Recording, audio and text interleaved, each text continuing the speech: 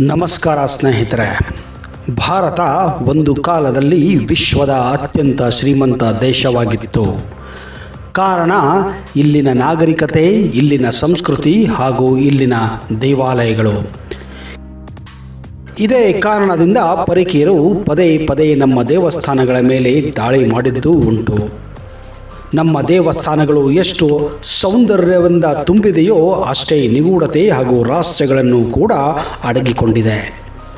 ವಿಜ್ಞಾನ ಎಷ್ಟೇ ಮುಂದುವರೆದರೂ ಈ ದೇವಾಲಯಗಳ ಬಗ್ಗೆ ಸಂಪೂರ್ಣವಾಗಿ ಅವುಗಳ ನಿಗೂಢತೆ ಆಗಲಿ ಅವುಗಳ ರಹಸ್ಯಗಳನ್ನಾಗಲಿ ಭೇದಿಸಲು ಸಾಧ್ಯವೇ ಆಗಲ್ಲ.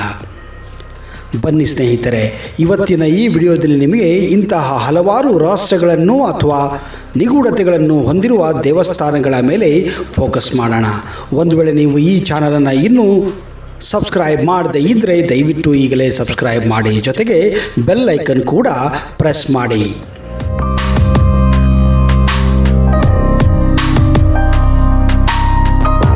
ಲೇಪಾಕ್ಷಿ ವಿಜಯನಗರ ಸಾಮ್ರಾಜ್ಯದ ಕಾಲದಲ್ಲಿ 16ನೇ ಶತಮಾನದಲ್ಲಿ ನಿರ್ಮಾಣ ಮಾಡಿದ ವೀರಭದ್ರೇಶ್ವರ ಸ್ವಾಮಿಯ ದೇವಾಲಯ ಇಂದಿಗೂ ರಹಸ್ಯಗಳ ತವರೂರೇ ಆಗಿದೆ. ಇಲ್ಲಿಯ ಮೊದಲ ನಿಗೂಢತೆ ಎಂದರೆ ದೇವಾಲಯದಲ್ಲಿ ಇರುವ ಸ್ತಂಭಗಳು. ಹಾಗೆಯೇ ಈ ದೇವಾಲಯದಲ್ಲಿರುವ ಅಪರೂಪದ ಶಿಲ್ಪಕಲೆಗಳ ಸೌಂದರ್ಯವೆಂದು ಹೇಳಬಹುದು. ವೀರಭದ್ರ ದೇವಸ್ಥಾನ ಮತ್ತೊಂದು ಇಂಜಿನಿಯರಿಂಗ್ ಅದ್ಭುತಕ್ಕೆ ಹೆಸರುವಾಸಿಯಾಗಿದೆ. 70 ಕಲ್ಲಿನ ಕಂಬಗಳಲ್ಲಿ ಛಾವಣಿಯಿಂದ ನೇತಾಡುವ ಒಂದು ಅಂಶವಿದೆ. ಸ್ತಂಭದ ತಳವು ನೆಲವನ್ನೇ ಮುಟ್ಟೋದಿಲ್ಲ ಮತ್ತು ತೆಳವಾದ ಕಾಗದ ಆಗಲಿ ಬಟ್ಟೆ ತುಂಡುಗಳಾಗಲಿ ಮುಂತಾದ ವಸ್ತುಗಳನ್ನು ಒಂದು ಕಡೆಯಿಂದ ಇನ್ನೊಂದು ಕಡೆಗೆ ರವಾನಿಸಲು ಸಾಧ್ಯವಿದೆ. 1910ರಲ್ಲಿ ಒಬ್ಬ ಬ್ರಿಟಿಷ್ ಇಂಜಿನಿಯರ್ ವಿಭಿನ್ನವಾದ ಈ ಸ್ತಂಭವನ್ನು ಕಂಡು ಆಶ್ಚರ್ಯಗೊಂಡು ಆ ಸ್ತಂಭ ಹಾಗೂ ನೆಲವನ್ನು ಮುಚ್ಚಲು ಪ್ರಯತ್ನಿಸುತ್ತಾನೆ.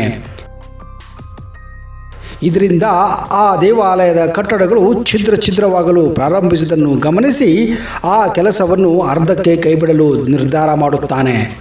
ಈ ಸ್ತಂಭದ ಬಗ್ಗೆ ಎಷ್ಟು ಪರಿಶೋಧನೆ ಮಾಡಿದರೂ ಕೂಡ ಈ ನಿರ್ಮಾಣದ ರಹಸ್ಯವನ್ನು ಕಂಡುಹಿಡಿಯಲು ಅವನಿಗೆ ಸಾಧ್ಯವೇ ಆಗಿಲ್ಲ.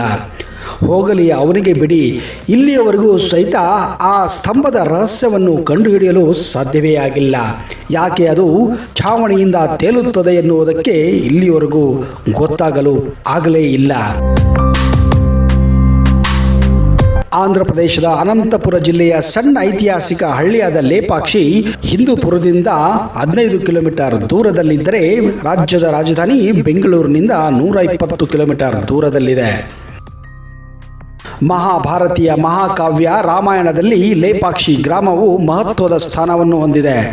ದಂತಕಥೆಗಳ ಪ್ರಕಾರ ಲಂಕೆಯ ರಾಜ ರಾವಣನಿಂದ ಗಾಯಗೊಂಡ ಜಟಾಯು ಪಕ್ಷಿ ಅಯೋಧ್ಯೆಯ ರಾಜನಾದ ರಾಮನ ಪತ್ನಿ ಸೀತೆಯನ್ನು ಕೊಂಡೊಯ್ಯುತ್ತಿದ್ದ ರಾಜನ ವಿರುದ್ಧ ನಿರರ್ಥಕ ಯುದ್ಧದ ನಂತರ ಇಲ್ಲಿ ಬಿದ್ದಿತ್ತು. ರಾಮನು ಈ ಸ್ಥಳವನ್ನು ತಲುಪಿದಾಗ ಅವನು ಪಕ್ಷಿಯನ್ನು ನೋಡಿದನು ಮತ್ತು ಅವನಿಗೆ ಸಹಾನುಭೂತಿಯಿಂದಲೇ ಲೇ ಪಾಕ್ಷಿ ಎಂದು ಹೇಳಿದ್ದಾನೆ. ತೆಲುಗಿನಲ್ಲಿ ಲೇ ಪಾಕ್ಷಿ ಎಂದರೆ ಎದ್ದೇಳು ಪಕ್ಷಿ ಎಂದು ಅರ್ಥ. ಹಾಗೆಯೇ ಮತ್ತೊಂದು ವಿಚಿತ್ರವೇನೆಂದರೆ ಈ ದೇವಾಲಯದ ಪ್ರಾಂಗಣದಲ್ಲಿ ಒಂದು ಕಲ್ಲಿನ ಮುಂದೆ ಪಾದಮುದ್ರೆ ಇದೆ. ಅದು ಸುಮಾರು 3 ಅಡಿ ಇದೆ. ಆದರೆ ಈ ದೇವಾಲಯದ ನಿರ್ಮಾಣದ ಸಮಯದಲ್ಲಿ ಈ ಪಾದಮುದ್ರೆ ಇರಲಿಲ್ಲ. ಅಷ್ಟೇ ಅಲ್ಲ, ಈ ಪಾದದ ಒಂದು ಭಾಗದಿಂದ ನೀರು ಯಾವಾಗಲೂ ಹೊರಚಿಮ್ಮುತ್ತದೆ. ಇನ್ನೊಂದು ಅದ್ಭುತ ಅಂದರೆ ಈ ದೇವಾಲಯದ ಹಿಂದೆಗಡೆ ಇರುವಂತಹ ಈ ನಾಗರಾಜನ ಮೂರ್ತಿಯನ್ನು ಕೇವಲ ಒಂದೇ ದಿನದಲ್ಲಿ ಕೆತ್ತಲಾಗಿದೆ ಎಂದು ಹೇಳಲಾಗುತ್ತದೆ.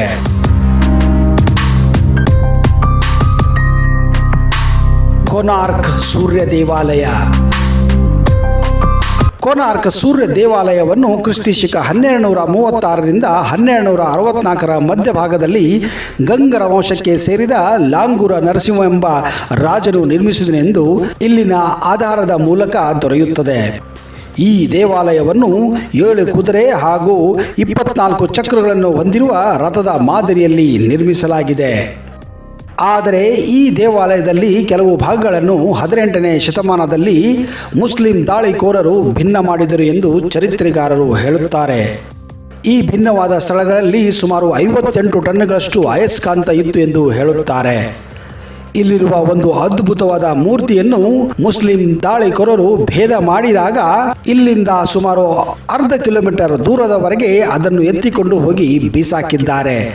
ಈ ದೇವಸ್ಥಾನದಲ್ಲಿರುವ ಅಯಸ್ಕಾಂತವು ಗರ್ಭಗುಡಿಯಲ್ಲಿರುವ ಸ್ವಾಮಿಯ ವಿಗ್ರಹವನ್ನು ಗಾಳಿಯಲ್ಲಿ ತೇಲುವ ಹಾಗೆ ಮಾಡುತ್ತಿತ್ತು ಎಂದು ಚರಿತ್ರಕಾರರು ಹೇಳುತ್ತಾರೆ. ಆದರೆ ಈ ಅಯಸ್ಕಾಂತವನ್ನು ಏಕೆ ನಾಶಪಡಿಸಿದರು ಎಂಬ ವಿಷಯ ಯಾರಿಗೂ ಇನ್ನೂ ಗೊತ್ತಿಲ್ಲ. ಆದರೆ ಈ ದೇವಸ್ಥಾನದಲ್ಲಿರುವ ರಥಚಕ್ರಗಳಲ್ಲಿ ವಿಜ್ಞಾನವೂ ಅಡಗಿದೆ. ಏಕೆಂದರೆ ಸನ್ ಡಯಲ್ ಇಂದಿಗೂ ಕೂಡ ವೇಳಾಪಟ್ಟಿಯನ್ನು ತಿಳಿಸುತ್ತದೆ. ಆ ಒಂದು ಸ್ಫೂರ್ತಿ ಸಿಕ್ಕಿದ್ದೇ ಈ ನಮ್ಮ ದೇವಸ್ಥಾನದಿಂದ. ಗಡಿಯಾರದ ಆವಿಷ್ಕಾರ ಆಗಿದ್ದು ಕೂಡ ಈ ದೇವಸ್ಥಾನದ ಸ್ಫೂರ್ತಿಯಿಂದಲೇ ಎಂದು ನಂಬಲಾಗಿದೆ. ನಮ್ಮ ಭಾರತ ದೇಶದ ನೈಪುಣ್ಯತೆಯು ಎಷ್ಟು ಮಹಾನ್ವಿತವಾಗಿತ್ತು ಎಂಬುದನ್ನು ಈ ದೇವಸ್ಥಾನದಿಂದಲೇ ಗೊತ್ತಾಗುತ್ತದೆ.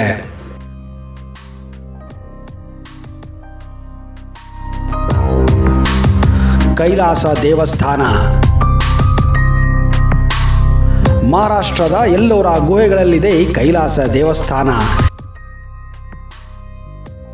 ಈ ದೇವಾಲಯವನ್ನು ಯಾವಾಗ ನಿರ್ಮಿಸಿದರು, ಯಾರು ನಿರ್ಮಿಸಿದರು ಎಂಬುದಕ್ಕೆ ಸರಿಯಾದ ಆಧಾರಗಳು ಇಲ್ಲಿಯವರೆಗೂ ಸಿಕ್ಕಿಲ್ಲ.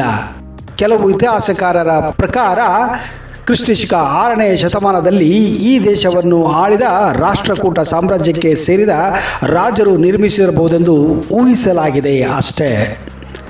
ವಿಶೇಷವೇನೆಂದರೆ ಈ ದೇವಾಲಯವೆಲ್ಲ ಒಂದೇ ಕಲ್ಲಿನಲ್ಲಿ ನಿರ್ಮಿಸಲಾಗಿದೆ. ಒಂದು ಗ್ರಾನೈಟ್ ಬೆಟ್ಟದ ಮೇಲಿಂದ ಕೆತ್ತಿರುವುದು ಎಂದು ಚರಿತ್ರೆಕಾರರು ಲೆಕ್ಕ ಹಾಕುತ್ತಿದ್ದಾರೆ. ಆದರೆ ಸ್ಪಷ್ಟವಾಗಿ ಯಾವುದಕ್ಕೂ ಯಾವ ಪುರಾವೆಗಳು ಇಲ್ಲ. ಇನ್ನು ಕೆಲವು ಪಾಶ್ಚಾತ್ಯ ಇತಿಹಾಸಕಾರರು ಇದು ಮಾನವ ನಿರ್ಮಿತ ದೇವಾಲಯವಲ್ಲ, ಇದು ಏಲಿಯನ್ಸ್ಗಳಿಂದ ನಿರ್ಮಿತವಾದ ದೇವಾಲಯ ಎಂದು ಹೇಳಲು ಪ್ರಾರಂಭ ಮಾಡಿದ್ದಾರೆ. ಆದರೆ ಅದಕ್ಕೂ ಯಾವುದೇ ಸ್ಪಷ್ಟ ಪುರಾವೆಗಳು ಇಲ್ಲ.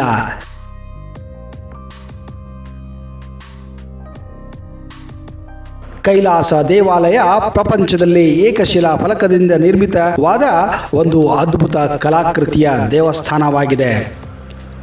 ಒಂದು ವಿಚಾರದ ಪ್ರಕಾರ ಈ ದೇವಾಲಯವನ್ನು ನಿರ್ಮಿಸುವುದಕ್ಕೆ ಸುಮಾರು 4 ಟನ್ ಕಲ್ಲುಗಳಿಂದ ನಿರ್ಮಿಸಲಾಗಿದೆ ಎಂದು ಹೇಳಲಾಗಿದೆ. ಕೇವಲ 1000 ವರ್ಷಗಳ ಹಿಂದೆ ಇಂತಹ ದೊಡ್ಡ ದೇವಾಲಯ ನಿರ್ಮಿಸಿದಾದ್ರೂ ಹೇಗೆ ಎಂಬುದು ಇಲ್ಲಿವರೆಗೆ ಇದು ರಹಸ್ಯವಾಗಿಯೇ ಉಳಿದುಬಿಟ್ಟಿದೆ.